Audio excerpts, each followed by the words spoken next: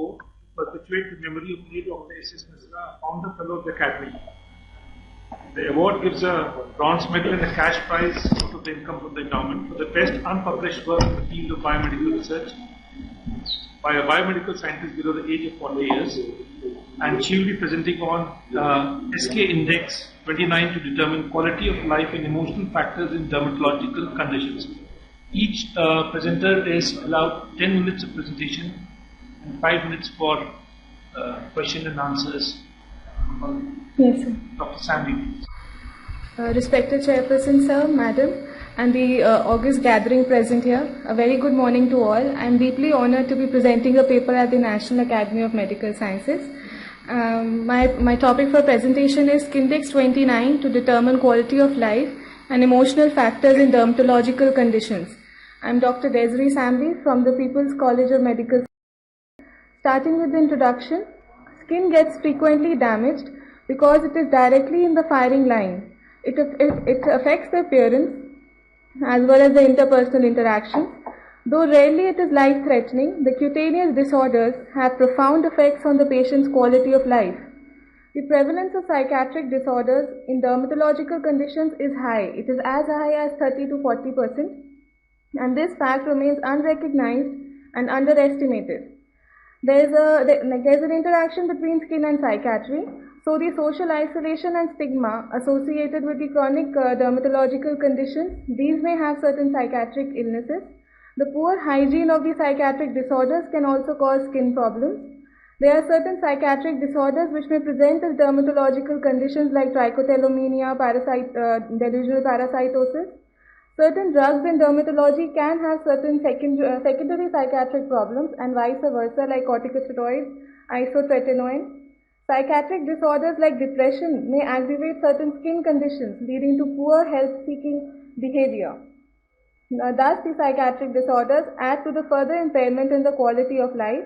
Therefore, it's very necessary for us to measure the quality of life, which is defined as patients' evaluation of the impact of disease and treatment on their physical, psychological, and social well-being.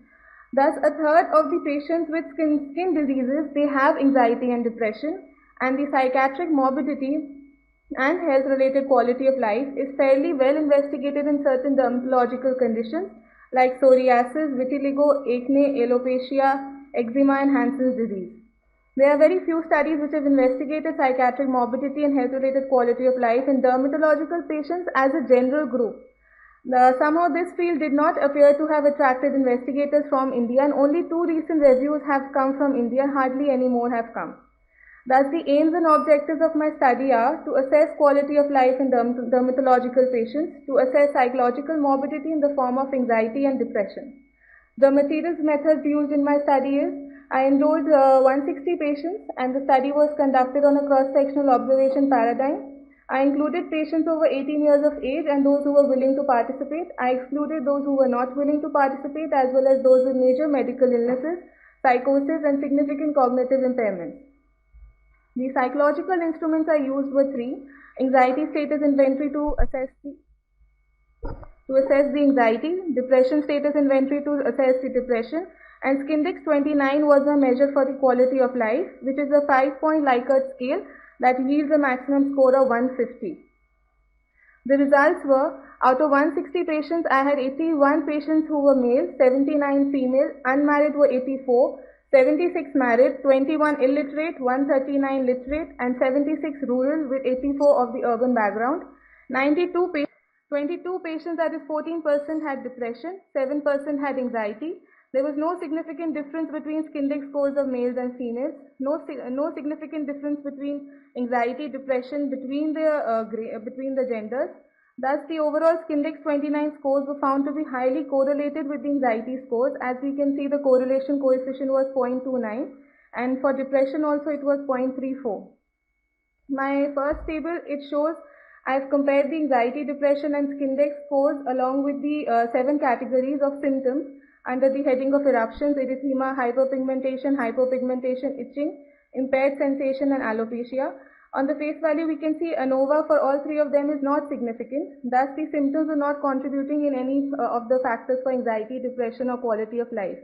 But when we compared anxiety, depression across the diagnostic categories of acne, dermatitis, tinea, Hansen, psoriasis, scabies, vitiligo, alopecia, and urticaria, we see that the quality of life is significantly impaired, as the ANOVA for that shows us 0.007, and it was highest seen in Hansen's, followed by psoriasis.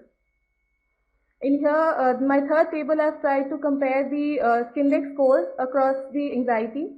But over here on the face value, as we see, the ANOVA is significant. But the post hoc analysis of Q-case test, we see the normal versus mild, mild versus moderate, moderate versus severe do not show any significant impairment. And similarly for depression, the ANOVA on the face value is significant, but the post hoc test does not show any significant values between the Skindex and the depression scores. Thus, for the discussion, this is the first time that an investigation was carried out in India using the Skindex 29 to measure quality of life, that is, and its association with anxiety and depression in the general dermatological population. In the present study, only overall scores of Skindex 29 were studied, and we attempted to find the grades of severity of health-related quality of life if it corresponded in any ways to the grades of anxiety and depression that we measured by the standard instruments. In our present study, more than a third of the patients reported impairment of quality of life, that was 60%. Our results showed results in correspondence to similar studies, wherein the quality of life fell in the range of 69% to 75%. Studies done on separate diagnosis with separate instruments showed the worst impairment in psoriasis, vitiligo, alopecia, atopic dermatitis, and chronic urticaria. And patients with different symptoms, they appeared uniformly distressed, as my table number 2 it showed. Diagnosis and chronicity, as in table number 3, they had significant determining factors to determine the impairment in quality of life, as Hansen's and psoriasis had the worst impairment in my patients. The effect of disease lesions on appearance did not seem to be affecting the quality of life much, as we found obviously the visible conditions like acne, tinea, and urticaria were associated with fairly good quality of life. The prevalence of anxiety was 7%, which is less in my sample in comparison to the other studies reported that showed 13.4%, 52%, 11.28, and 20%.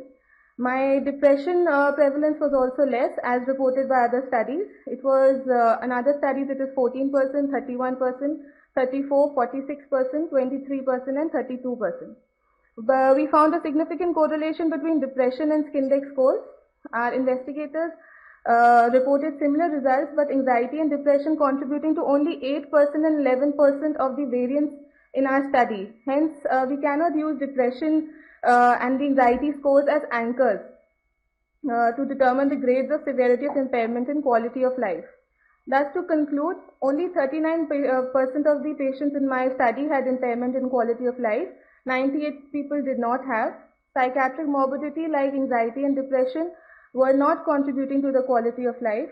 The effect of appearance seemed not to be related to the impaired quality of life. And as anchor-based approach with appropriately worded anchor questions, as well as a distribution-based method on the lines of Princeton et al. And Liston et al. May help in determining the grades of impairment of quality of life in our patients. These were my references. I thank you all from the beautiful city of Lakes, Bhopal.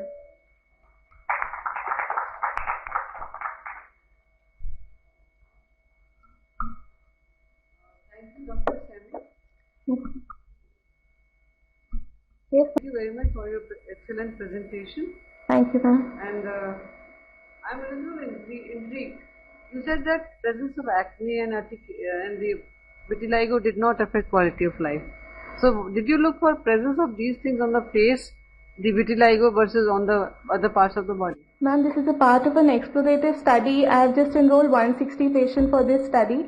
I have taken other 300 more patients. In them we will be analyzing the effect of the lesions, the site of the lesion, the duration of symptoms. In my study presently, I never analyzed these factors for these acne and vitiligo patients. Any questions from the house? We can have the lights also. Doc, it was very good study, but I am concerned with 7% of the anxiety and 14% of depression is prevalent amongst the doctors, I believe. Did you try to look into the profession of these patients? Because this may not be on account of the dermatological profile of the patient. This may be related with the profession of the patient. It's fairly very less in quantum as I could make it out from your study. Yes, sir. As I showed you in my first table, we had we've shown the illiterate and the literate percentage. Illiterate were only 13% and No, literate. not illiterate. I am asking about the profession. You could have. We have not analyzed in this study. As I'm saying, it's a part of a continuous study. We'll be doing it for the rest 300 Then patients. it's not authentic data.